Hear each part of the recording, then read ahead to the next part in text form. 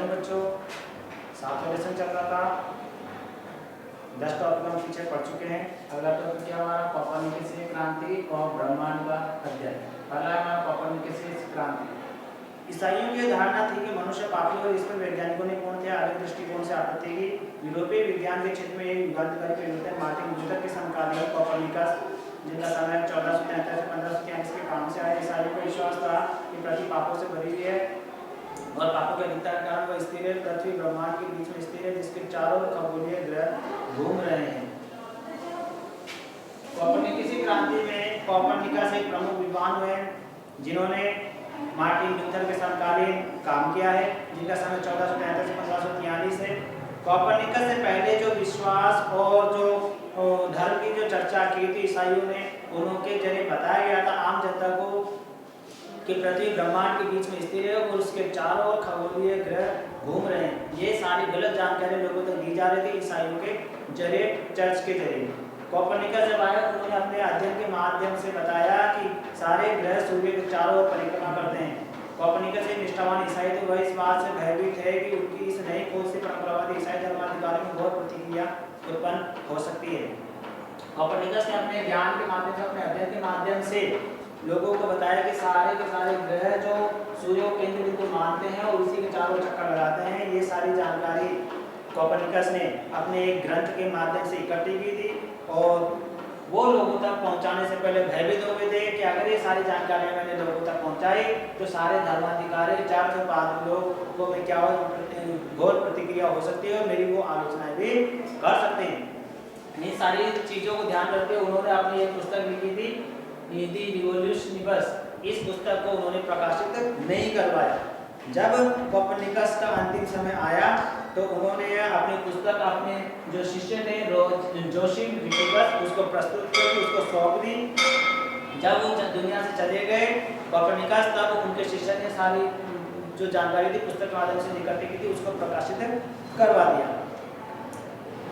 ये सारी जानकारी जब प्रकाशित हो गई थी उसके बाद जनता तक पहुंचने में काफी लंबा समय बीत चुका था।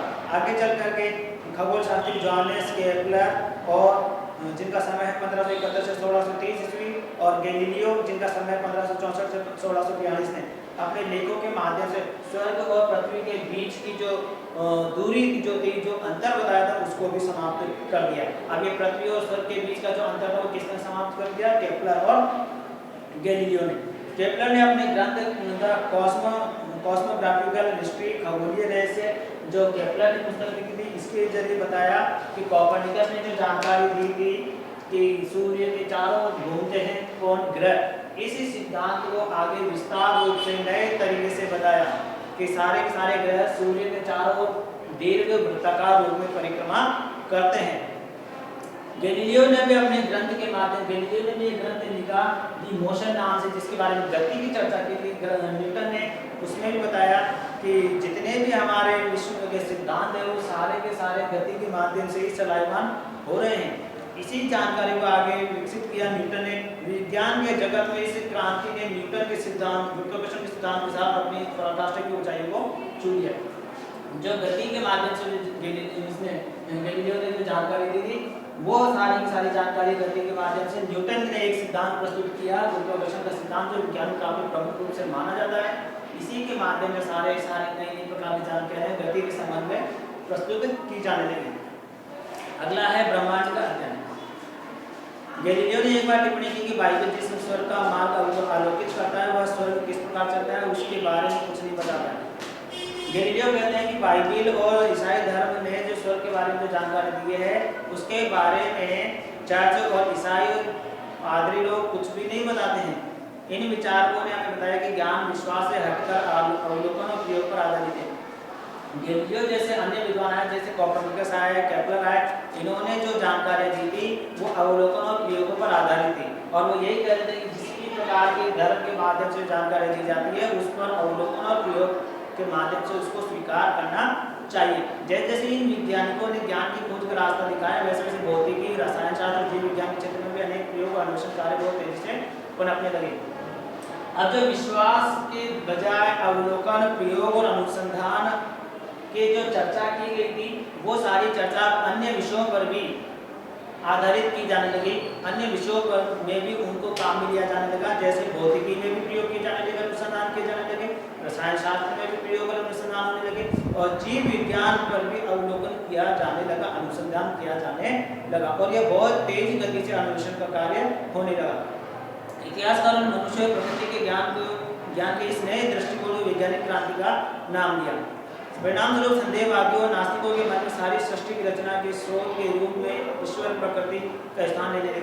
अब जब इस प्रकार के सभी क्षेत्रों के अंदर नई नई प्रकार की जानकारियां सामने आने लगी, पुरानी जानकारियां धूमिल होने लगी, बेकार साबित होने लगी, तब सारी जानकारियों को ध्यान में रखते हुए अब ईश्वर की जगह प्रकृति ने अपना स्थान बना दिया था, और लोग जनता ईश्वर की जगह प्रकृति को ही अपना सर्वस्व मानने लगे। अब वो ईश्वर से दूर की बात करने लगे, ईश्वर को हटा करके प्रकृति के समीप आने की बात करने लगे। जो भौतिक दुनिया में जीवन को प्रत्यक्ष रूप से नियंत्रित नहीं करता था ईश्वर, उसकी भी अब अवहेलना की जाने लगी। इस प्रकार के विचारों को वैज्ञानिक संस्थाओं के माध्यम से लोकप्रिय बनाया गया।